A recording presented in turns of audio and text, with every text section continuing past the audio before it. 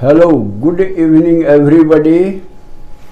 आज हम लोग टॉपिक लिए हैं कॉम्बिनेशन ऑफ कैपेसिटर्स।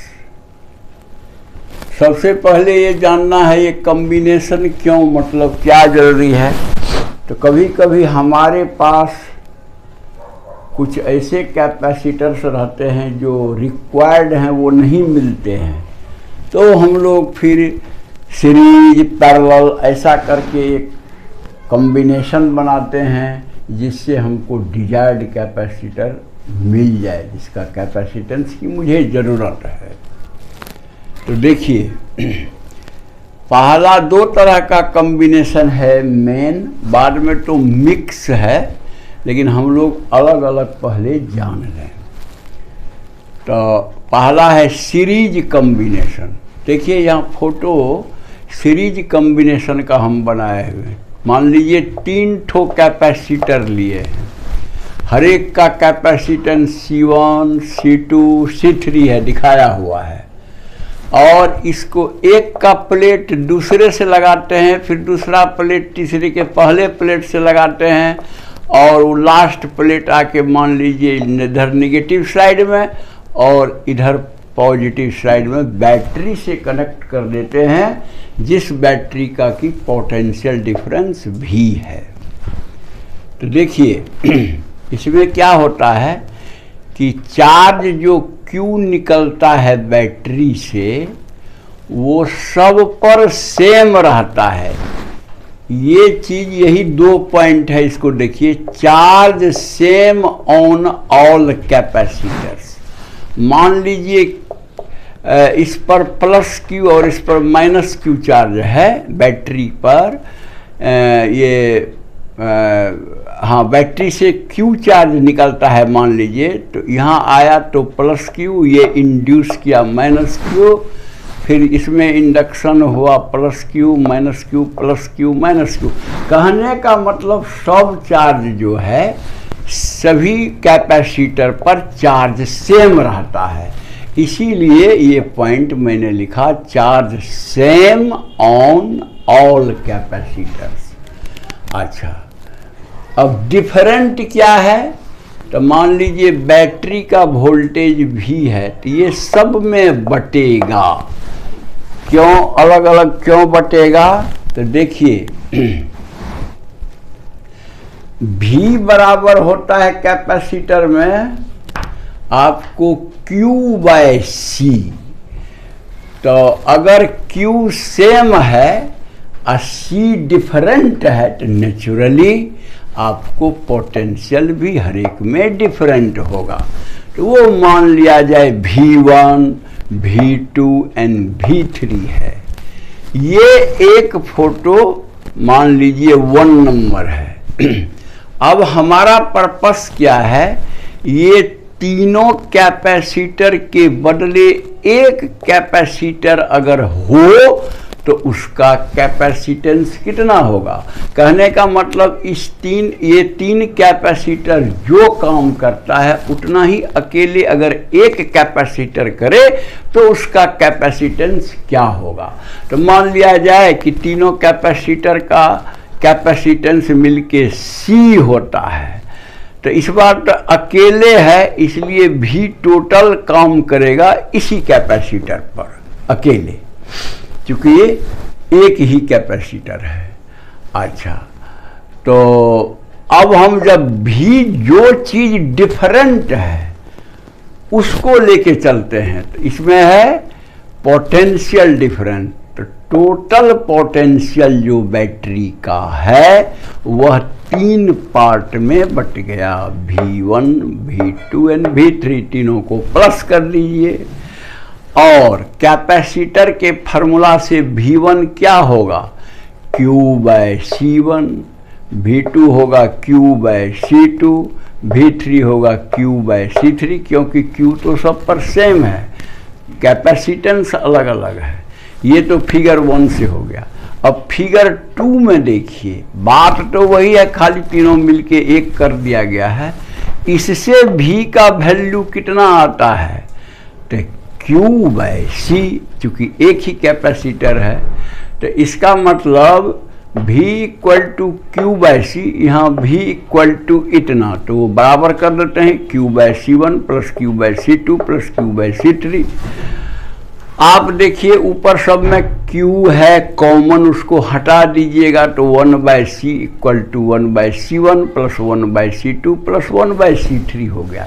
यही एक बेसिक फार्मूला हुआ समझिए। अब जेठो कैपेसिटर आप जोड़िएगा सीरीज में 1 बाय उतना उसका कैपेसिटेंस लिखते चलिए, वही होगा यहाँ का टोटल कैपेसिटेंस। अच्छा अब देखिए मान लीजिए n ठो कैपेसिटर्स है और हर एक का कैपेसिटेंस C डैश है, तब इस फार्मूला से हम कैसे लिखेंगे, तो 1 by C equal to 1 by C dash plus 1 by C dash, क्योंकि सबका कैपेसिटेंस सेम है, plus 1 by C dash plus so on up to n 1 by C dash. तो ये n ठो टर्म है इसलिए n बाय सी डैश हुआ, तो सी डैश इसलिए उलट दीजिए c equal to C dash बटे n हो गया। क्या कह रहा है रिलेशन कि अगर सारे कैपेसिटर सीरीज में हों और बराबर हों तो इफेक्टिव कैपेसिटेंस यानी इक्विवेलेंट कैपेसिटेंस क्या होगा, C, वह होगा एक का आप कैपेसिटेंस डिवाइडेड बाय जितने कैपेसिटर्स हैं, 5 हैं 10 हैं 15 हैं 20 25 जो भी है उससे आप डिवाइड कर दीजिए, यानी बहुत कम हो जाता है सीरीज में कैपेसिटेंस। तो वही ये फार्मूला आपको बताता है। अच्छा अब रहा पैरेलल कॉम्बिनेशन। तो पैरेलल कॉम्बिनेशन में क्या है, देखिए मैंने बताया है एक कैपेसिटर C1, दूसरा C2, तीसरा C3, इस सब का ये वाला प्लेट सब एक जगह जोड़ दीजिए और उसको बैटरी के मान लीजिए प्लस टर्मिनल से जोड़ दीजिए, दूसरा प्लेट को भी तार से जोड़ के एक जगह करिए और उसको कनेक्ट कर दीजिए माइनस टर्मिनल से।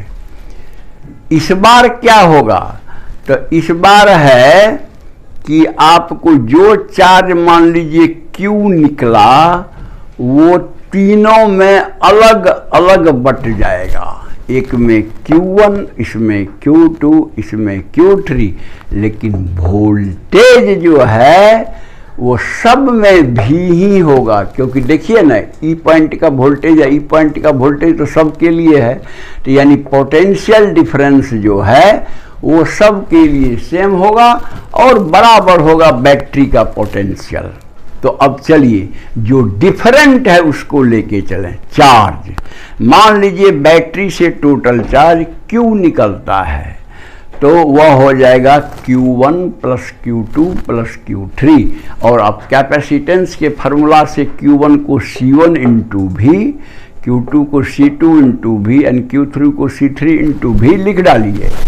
और ये तो फिगर 1 से हो गया। अब फिगर 2 से इस सब मिलके एक कैपेसिटर बना दिए हैं, इसमें तो डायरेक्ट वोल्टेज भी लग रहा है और चार्ज Q है, तो इसलिए Q equal to C into भी होगा। और यहाँ Q था इतना, तो उसको बराबर कर दीजिए, C भी इक्वल टू C1 भी प्लस C2 भी प्लस C3 भी, और कॉमन जो है भी उसको हटा दीजिए, हो गया C equal to C1 plus C2 plus C3। ये बताता है कि जब भी हम कैपेसिटर को पैरेलल में जोड़ते हैं तो टोटल इक्विवेलेंट कैपेसिटेंस जो है वो बढ़ जाता है, लेकिन जब हम सीरीज में जोड़ते हैं तो वो घट जाता है। यहाँ C का वैल्यू C1 से भी कम, C2 से भी कम, C3 से भी कम होगा, आप कैलकुलेट करके वैल्यू रख के देख सकते हैं। और यहाँ है कि सभी कैपेसिटर्स का कैपेसिटेंस जुट जाएगा, मिल जाएगा, ऐड हो जाएगा, वही हो जाएगा इक्विवेलेंट कैपेसिटेंस। फिर उसी तरह अगर मान लीजिए n ठो कैपेसिटर्स है और हर एक का कैपेसिटेंस C डैश है, तब हम इस फार्मूला से लिख सकते हैं C equal to C dash plus C dash plus C dash so on up to n terms c dash, तो बराबर हो गया एन सी डैश। इस सब को ऐड कीजिएगा, n ठो रहेगा तो एन सी डैश, और c equal to N C dash. कहने का मतलब इस बार अगर 10 ठो कैपेसिटर है जिसका कैपेसिटेंस c डैश है, तो इक्विवेलेंट कैपेसिटेंस तीनों का मिलके 10 गुना हर एक का हो जाएगा। यानी मान लीजिए कैपेसिटेंस 2 फैराड है तो 10 ठो है तो 10 गुना 20 फैराड हो जाएगा ये तीनों का मिल करके। तो मैं समझता हूँ बहुत सिंपल है और आप समझ गए होंगे। अगर पसंद हुआ तो आप लाइक कर देंगे, जो आदमी सब्सक्राइब नहीं किए हैं वो सब्सक्राइब करके बेल बजा देंगे, और अपने दोस्तों वगैरह को मदद करने के लिए उसे व्हाट्सएप वगैरह द्वारा भेज देंगे ताकि उन लोगों को भी लाभ हो। That's all, thank